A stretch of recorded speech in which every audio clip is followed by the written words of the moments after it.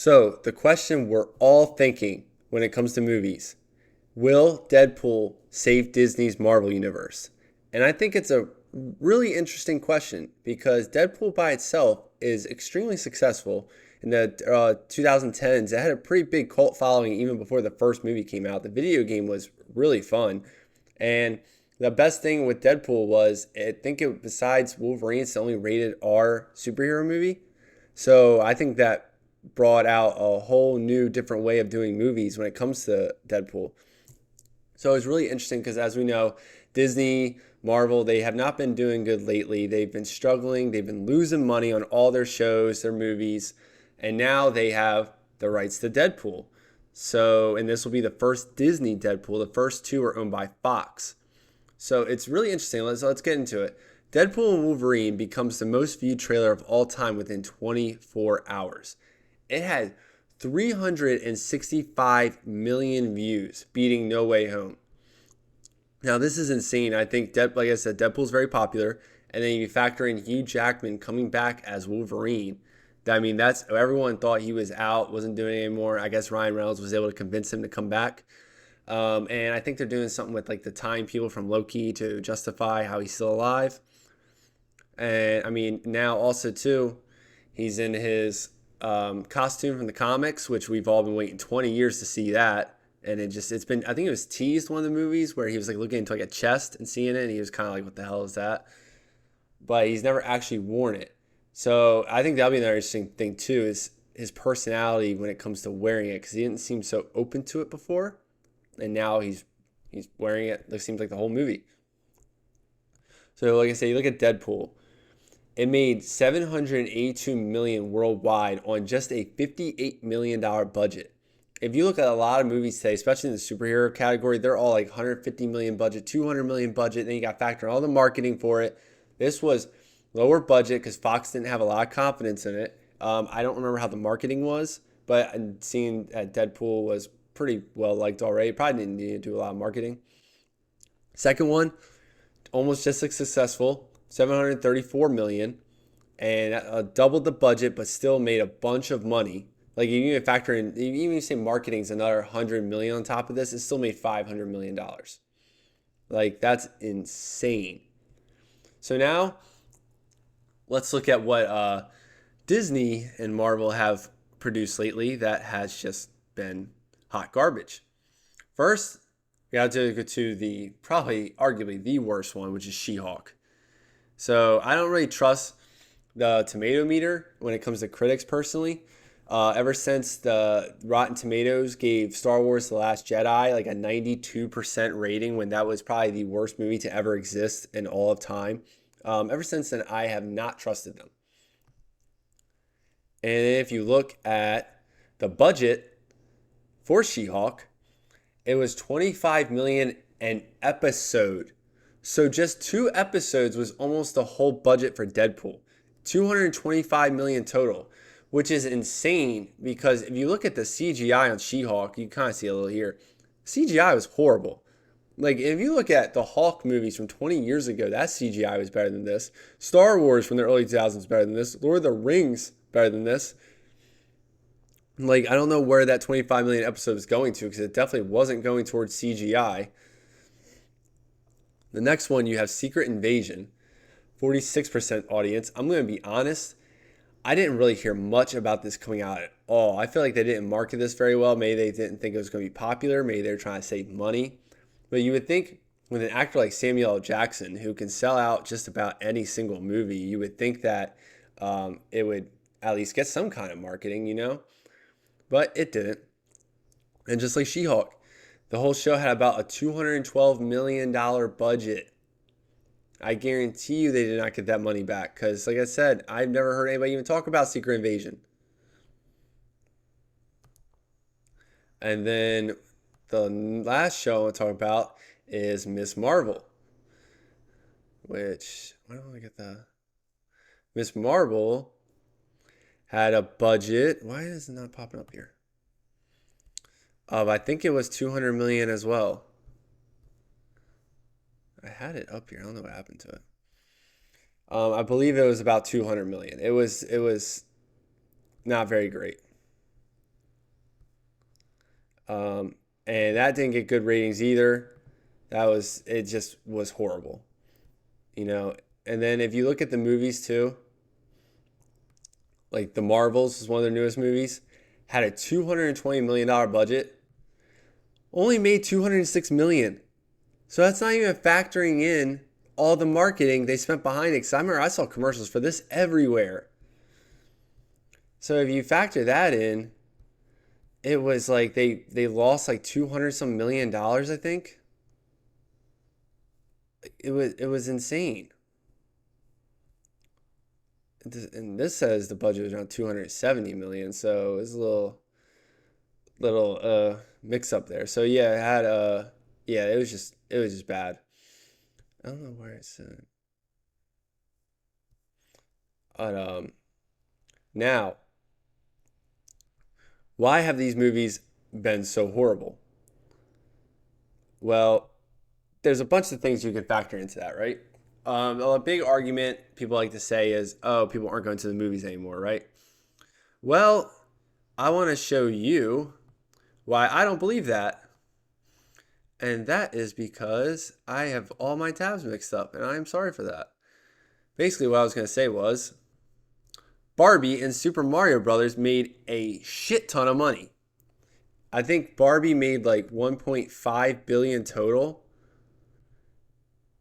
and then Mario made 1.4 billion. This is gross, so that's all profit right there. Even Spider-Man Across the Spider-Verse, Guardians of the Galaxy, that was one of their more successful movies. Oppenheimer, which came out the same weekend as Barbie. Little Mermaid, even had all that controversy, still made money.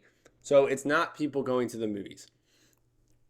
Another thing people say is that Marvel fans are sexist, right? They like to say that. Well, again, let me introduce you to Barbie. That if people were sexist, you think they would be seeing that movie? Because I guarantee you that one, that wasn't all women seeing that. So some men had to see it. So, and they made so much money. Look at Little Mermaid 6, women lead. So it's definitely not, it's not that like sexism like you're trying to say it is. And if you even look at the highest grossing Marvel movies of all time, you'll have eighth, Captain Marvel, eighth highest grossing movie. And even ninth, she was the main villain.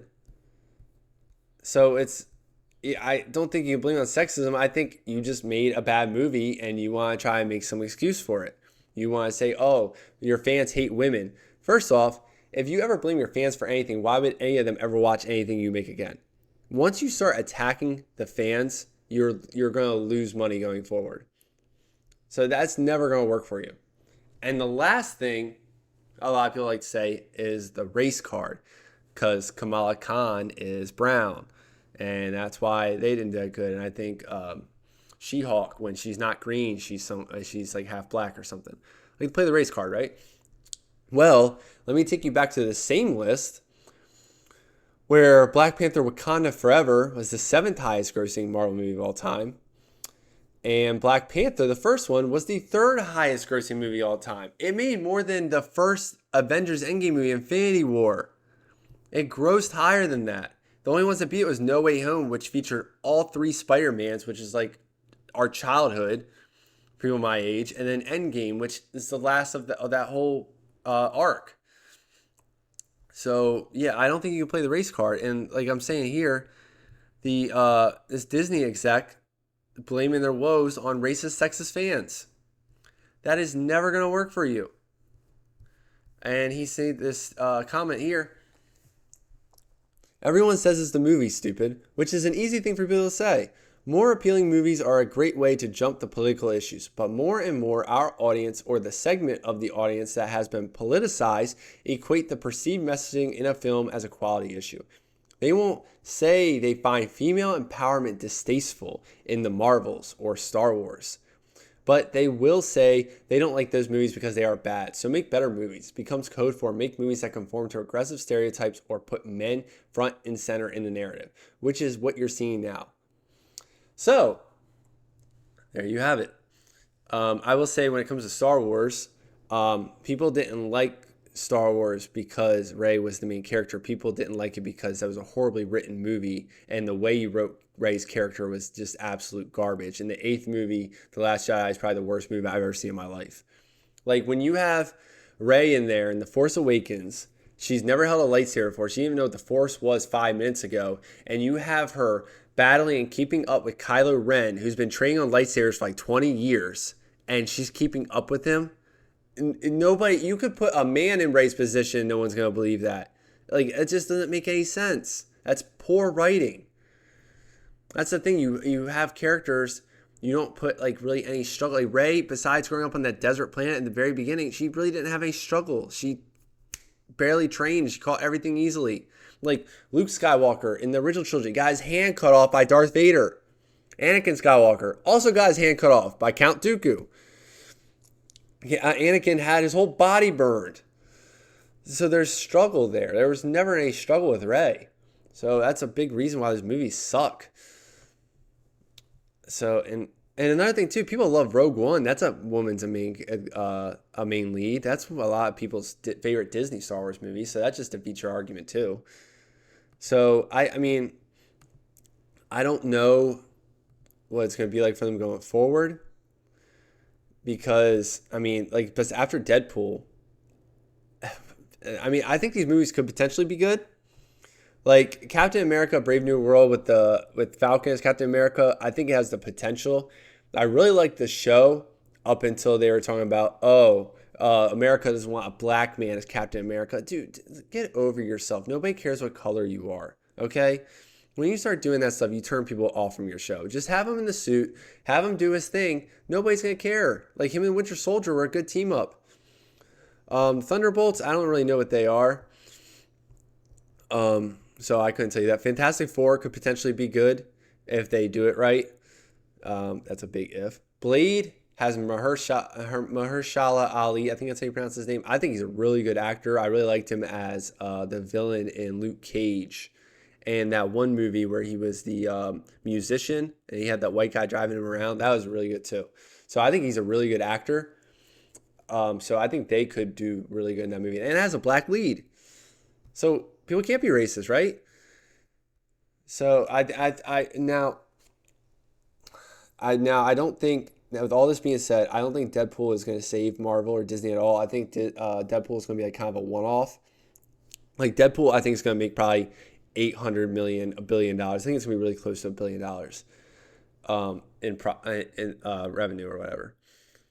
And I don't think it's going to help anything. And that's if Disney didn't try to control too much. If Disney said, Ryan Reynolds, you guys, the director, do your thing. We're not going to be involved. That'd be $1 billion movie. But I have a feeling Disney probably slipped their fingers in there somehow. And I don't know how much pushback Ryan Reynolds would give if Disney did that. So I just don't know. And also, they were filming, now that I just remember, they're actually filming a lot of the movie during the writer's strike, which means they can't change the script. And I feel like knowing Ryan Reynolds' personality, I feel like he comes up with a lot of lines on the spot. So I don't know if put him in that situation, just following a script where he can't do his thing, is a good thing. But I do think it'll be successful. I think it'll be a one-off. I think Disney's not going to learn. I think they're going to go back to how they were. I think they're going to keep losing money. And this doesn't even apply to Marvel. I think Star Wars are going to keep losing money. Pixar, they're going to keep losing money. And it's going to take a complete overhaul of that whole board for them to finally admit they are doing something wrong before they change anything about their movies. Because I think they are not only just that stubborn, I feel like a lot of the losses I think they can write off in taxes. I don't think they really care. And they make so much money. I don't think these losses really matter to them that much. You know, in the grand scheme of things, they make a lot of money. They talk about their parks, their Disney Plus. Like they make a huge amount of money. So, like I said, I don't think Deadpool's saving them. I can't wait to see the movie personally, but Deadpool's not saving them. Make sure you subscribe to all my social medias. Let me know what you think in the comments about Deadpool coming to Disney. It worries me a little bit too, like it probably worries a lot of you, but I still think the movie will be good. So thank you guys for watching. Hope you enjoyed this video.